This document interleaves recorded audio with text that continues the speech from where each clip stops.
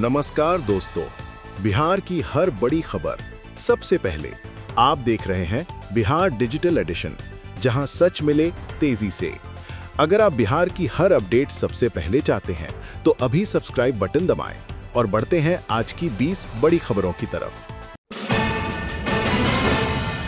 बिहार की आर्थिक अपराध इकाई EOU ने राज्य में गैर कानूनी रेत खनन और भूमि माफियाओं के खिलाफ कठोर कार्रवाई के लिए विशेष टास्क फोर्स STF का गठन किया है, जिसका नेतृत्व EOU के DIG मानवजीत सिंह ढिल्लों कर रहे हैं। इस STF का उद्देश्य सैंड माफियाओं, अवैध भू व्यापार नेटवर्क और वित्तीय कुव्यवस्था की गहन जांच करना है। साथ ही उन अपराध तत्वों के खिलाफ मुकदमे दर्ज करना भी शामिल है। STF में SP राजेश कुमार, 4 DSPs और 5 इंस्पेक्टर्स शामिल हैं, जो विभिन्न जिलों में सक्रिय रहेंगे और सरकार तथा स्थानीय प्रशासन के साथ मिलकर जांच करेंगे। डेप्यूटी CM सम्राट चौधरी तथा DGP विनय कुमार ने इस पहल को मजबूत समर्थन दिया है, ताकि अवैध गतिविधियों को प्रभावी रूप से रोका जा सके और प्रभावित क्षेत्रों में शासन व्यवस्था बहाल रहे। इसके साथ ही STF ने जनता के लिए एक हेल्पलाइन नंबर भी जारी किया है, जहां आम नागरिक अवैध खनन या भ्रष्ट गतिविधियों की सूचना दे सकते हैं। इस निर्णय से उम्मीद जताई जा रही है कि बिहार में अवैध रेत भूमि माफियाओं की जड़ें कमजोर होंगी और राज्य की कानून व्यवस्था मजबूत बनेगी।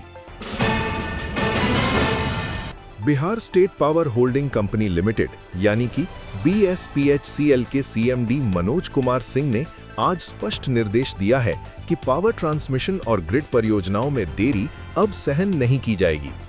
वीडियो कॉन्फ्रेंस के दौरान उन्होंने BSPTCL MD राहुल कुमार और अन्य वरिष्ठ अधिकारियों को कहा कि जिन एजेंसियों से इन 10 ग्रिड सबस्टेशनों की प्रगति अपेक्षित है, उन सभी के खिलाफ गुणवत्ता, समय सीमा और जवाबदेही को लेकर कड़ी कार्रवाई होगी।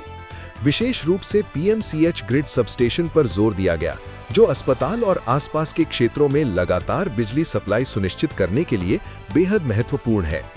सिंह ने स्पष्ट किया कि देरी के लिए जिम्मेदार विभागों को ब्लैकलिस्टिंग, दंडात्मक कार्रवाई तथा अनुशासनात्मक कदमों का सामना करना पड़ेगा। बैठक में कुल 46 केंद्रीय एवं राज्य वित्त पोषित परियोजनाओं का भी जायजा लिया गया, जो 25 अलग-अलग एजेंसियों द्वारा क्रियान्वित हो रही हैं। उन्होंने जमीन अधिग्रहण और राइट ऑफ वे समस्याओं को तुरंत सुलझाने का भी निर्देश दिया है, ताकि कोई भी बाधा प्रोजेक्ट प्रगति में न आए। इस घोषणा से स्पष्ट हुआ है कि बिहार सरकार बिजली बुनियादी ढांचे को प्राथमिकता दे रही है और समय पर सप्लाई तथा गुणवत्ता मानकों को सुनिश्चित करना चाहती है, जिससे औद्योगिक, चिकित्सा और घरेलू क्षेत्रों में स्थिरता बनी रहे। बिहार के पश्चिम चंपारण जिले से एक सकारात्मक और प्रेरणादायक खबर सामने आई है, जहां एक दंपत्ति, जिसे अब हानि का पल कहा जाता है, ने अपने कठिन जीवन से उत्कृष्ट सफलता हासिल की है। पहले इनकी पारिवारिक आमदनी मात्र 2000 रुपए प्रति माह थी और वे आर्थिक संकट का सामना कर रहे थे। पति पहले शिक्षक थे, लेकिन स्थिर आमदनी न होने के कारण उन्होंने मधुमक्खी पालन या बी कीपिंग की ओर कदम बढ़ाया। उन्होंने ऑर्गेनिक तरीके से शहद उत्पादन करना शुरू किया, जिससे न सिर्फ अच्छी आमदनी मिली, बल्कि स्वास्थ्य प्रेमी ग्राहकों से भी सकारात्मक प्रतिक्रिया मिली। आज ये दंपत्ति लाखों रुपए वार्षिक आमदनी कमा रहा है और उनके इस प्रयास को देखकर आसपास के ग्रामीण भी प्रेरित हो रहे हैं। स्थानीय कृषि विभाग और संगठनों ने भी उनके व्यवसाय को बढ़ावा देने में मदद दी है। ये कहानी ये दिखाती है कि सही योजना, मेहनत और नई सोच के साथ कठिनाइयों का सामना कर सफलता पाई जा सकती है।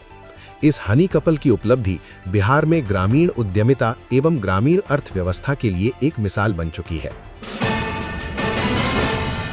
बिहार में आज एक अनोखी और दिलचस्प खबर सामने आई है, जहां पक्षियों ने विश्व रिकॉर्ड स्थापित किया है। गगन नामक बार हेडेड गूज नामक पक्षी ने हिमालय पर्वत को पार करते हुए एक अत्यंत चुनौतीपूर्ण दूरी तय की है, जबकि लिटिल टर्न नामक प्रजाति के पक्षी ने भारत से लगभग 2600 किलोमीटर की दूरी तय कर मलेशिया तक सफल माइग्रेशन किया है। ये उपलब्धि प्राकृतिक इतिहास और जैव विविधता अनुसंधान के लिए गर्व का विषय है। ये पहल बॉम्बे नेचुरल हिस्ट्री सोसाइटी और बिहार सरकार संबंधित विभाग की संयुक्त परियोजना के तहत संभव हुई है, जिसमें पक्षियों के प्रवास और माइग्रेशन पैटर्न को मॉनिटर किया गया। माइग्रेशन शोध ये समझने में मदद करता है कि कैसे विभिन्न प्रकार के पक्षी लंबी दूरी तय करते हैं और वैश्विक वातावरणीय परिवर्तनों का सामना करते हैं। इस उपलब्धि से न केवल प्राकृतिक अनुसंधान को बल मिलेगा, बल्कि बिहार की जैव विविधता के संरक्षण और पर्यटन को भी बढ़ावा मिलने की उम्मीद जताई जा रही है। ये सफलता बिहार और भारत के वैज्ञानिकों को भी वैश्विक स्तर पर पहचान दिला सकती है और भविष्य में और अधिक संरक्षण कार्यक्रमों को प्रेरित करेगी। बिहार के पूर्वी चंपारण में स्थित ऐतिहासिक केसरिया बौद्ध स्तूप को पर्यटन के लिहाज से विकसित करने के लिए बनाया जा रहा नया टूरिस्ट फैसिलिटी सेंटर आज मुख्यमंत्री नीतीश कुमार ने खुद जाकर निरीक्षण किया। केसरिया स्तूप, जिसे बिहार की समृद्धि का उगता सूरज कहा जा रहा है, बौद्ध धर्म और भारतीय इतिहास के दृष्टिकोण से अत्यंत महत्वपूर्ण स्थल है। ये दुनिया के सबसे ऊंचे बौद्ध स्तूपों में गिना जाता है और भारतीय पुरातत्व सर्वेक्षण ASI ने इसे 1998 में खोजा था। पर्यटन सुविधाएं विकसित करने का उद्देश्य न सिर्फ धार्मिक एवं सांस्कृतिक पर्यटकों को आकर्षित करना है, बल्कि स्थानीय रोजगार और अर्थव्यवस्था को भी बढ़ावा देना है। केंद्र में आधुनिक सुविधाएं, पर्यटक सूचना केंद्र, विश्राम स्थल, सुरंग मार्ग और साफ सुथरी सेवाएं शामिल होंगी। सरकार का मानना है कि इससे वर्षा ऋतु के अलावा अन्य मौसमों में भी पर्यटकों की संख्या में वृद्धि होगी। स्थानीय व्यापारियों, गाइडों और पर्यटन से जुड़े लोगों ने इस पहल का स्वागत किया है, क्योंकि इससे स्थानीय समुदाय को भी आर्थिक लाभ की उम्मीद है। इस परियोजना से बिहार को देश विदेश में एक प्रमुख ऐतिहासिक पर्यटन स्थल के रूप में स्थापित करने की दिशा में एक बड़ा कदम उठाया गया है।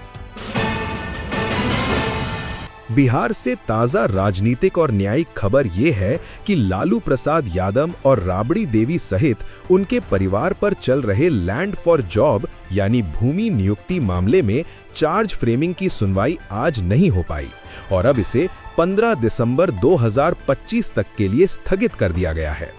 पटना के राउज एवेन्यू कोर्ट ने ये आदेश दिया है और पक्षकारों को अगली सुनवाई में उपस्थित होने को कहा है।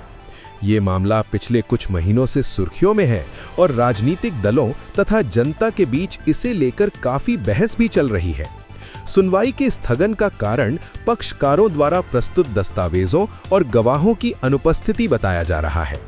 मीडिया रिपोर्टों के अनुसार कोर्ट ने दोनों पक्षों को अगली तारीख तक सभी आवश्यक साक्ष्य और दलीलें तैयार रखने का निर्देश दिया है। राजनीतिक विश्लेषक इसे 2025 विधानसभा चुनाव के संदर्भ में भी देख रहे हैं, क्योंकि मामला उच्च स्तरीय दलों और उनके समर्थकों के बीच व्यापक चर्चा का विषय बना हुआ है। केस की अगली सुनवाई भी राज्य राजनीति में महत्वपूर्ण स्थान रखती है और ये आगे के राजनीतिक परिदृश्य को प्रभावित कर सकती है। आज सुबह पटना में एक ताज़ा पुलिस अपराधियों की मुठभेड़ की घटना सामने आई, जिसमें पुलिस ने रंगदारी मांगने वाले आरोपी पर गोली चलाई और उसे दबोच लिया। ये मुठभेड़ उस समय शुरू हुई जब पुलिस ने सूचना पर कार्रवाई करते हुए अपराधी के खिलाफ रेड की योजना बनाई, जो दावा किया जाता है कि वो लंबे समय से रंगदारी की मांग कर इलाके में आतंक फैलाता रहा है। स्थानीय पुलिस अधिकारियों के अनुसार आरोपी की ओर से पुलिस पर फायरिंग की गई, जिसके जवाब में एक औजारात्मक कार्रवाई की गई और आरोपी को नियंत्रण में लिया गया। स्थानीय निवासियों ने बताया कि इलाके में पिछले कुछ दिनों से इस तरह की रंगदारी और धमकियों की घटनाएं बढ़ रही थीं, जिसे रोकने के लिए पुलिस ने विशेष अभियान चला रखा था। इस एनकाउंटर से ये संदेश गया है कि राज्य पुलिस अपराध नियंत्रण के प्रति सख्त रुख अपनाए हुए है और संगठित अपराधियों के खिलाफ कोई छूट नहीं दी जाएगी। पुलिस विभाग ने नागरिकों से अपील की है कि वे किसी भी संदिग्ध गतिविधि की सूचना तुरंत दें, ताकि भविष्य में ऐसी घटनाओं को रोका जा सके और कानून व्यवस्था बनी रहे। बिहार के बेगूसराय जिले में हुई दोहरे हत्याकांड के बाद राजनीतिक तापमान बढ़ गया है। आरोप है कि जदयू नेता नीलेश कुमार और एक कपड़ा व्यवसायी की हत्या करने वाले आरोपियों पर राज्य सरकार की कानून व्यवस्था पर सवाल उठाते हुए राजद ने सरकार पर निशाना साधा है। राजद के नेताओं का कहना है कि बेगूसराय की घटना से स्पष्ट होता है कि राज्य में अपराध नियंत्रण करने की क्षमता कमजोर पड़ रही है और सरकार जंगल राज जैसे हालात होने का आरोप झेल रही है। इस हत्याकांड को लेकर कई स्थानीय समुदायों में चिंता और भय का माहौल बना हुआ है, जिससे पुलिस प्रशासन को सतर्क रहने और जांच को तीव्र गति से पूरा करने के निर्देश दिए गए हैं। पुलिस सूत्रों ने बताया कि वहीं हत्या के आरोपियों की पहचान की जा चुकी है एवं पूछताछ जारी है। सुरक्षा बढ़ाने के लिए अतिरिक्त बल भी लगाया गया है। राजनीतिक विश्लेषकों का मानना है कि इस प्रकार की घटनाएं चुनावी माहौल में कानून व्यवस्था के मुद्दे को और मजबूत बनाती हैं और पार्टियों द्वारा इसका व्यापक राजनीतिक लाभ उठाने की प्रवृत्ति भी दिखाई देती है, जिससे आगामी विधानसभा सत्रों में इस मुद्दे पर बहस और बढ़ सकती है। बिहार की राजधानी पटना में आज प्रशासन ने सड़क सुरक्षा और यातायात नियंत्रण को लेकर एक विशेष अभियान शुरू किया है। अधिकारी कहते हैं कि बढ़ते सड़क हादसों के कारण अब नए दिशा निर्देश और कड़ी जांच के तहत वाहनों की नियमित चेकिंग शुरू की गई है। इसमें ड्राइवरों के लाइसेंस, वाहन पंजीकरण, हेलमेट और सीट बेल्ट नियमों पर विशेष ध्यान दिया जा रहा है। अधिकारियों ने जनता से अपील की है कि वे यातायात नियमों का पालन करें, तेज स्पीड से चलने से बचें और बच्चों तथा बुजुर्गों को सड़क पार करते समय पूरी सावधानी बरतें। इस अभियान का उद्देश्य दुर्घटनाओं को कम कर सड़क सुरक्षा को उच्च प्राथमिकता देना है। पुलिस विभाग के अनुसार कई अवैध पार्किंग स्थलों और भीड़-भाड़ वाले चौराहों पर भी यातायात व्यवस्था सुधरने के लिए नई व्यवस्थाएं लागू की जा रही हैं। इस पहल से उम्मीद है कि राजधानी में आने वाले महीनों में सड़क हादसों की दर में कमी आएगी और आम यात्री सुरक्षित महसूस करेंगे। आज बिहार की कृषि मंडियों में ताज़ा फसल और कीमतों का अपडेट जारी किया गया है। प्रमुख फसलों जैसे धान, गेहूं, दालें, सब्जियां तथा फलों के बाजार भाव में हल्का बदलाव आया है। रिपोर्ट के अनुसार धान की क्रय कीमतों में वृद्धि दर्ज की गई है और किसानों को अधिक लाभ मिला है, जबकि कुछ दालों व सब्जियों की कीमतों में उतार चढ़ाव भी देखा गया है।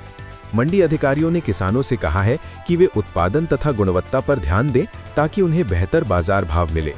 इसके अलावा कुछ मंडियों में उन्नत तकनीकों के तहत डिजिटल मिट्टी परीक्षण और फसल प्रबंधन सलाह कार्यक्रम भी शुरू किए गए हैं, जिससे किसानों को फसल की पैदावार बढ़ाने में मदद मिलेगी।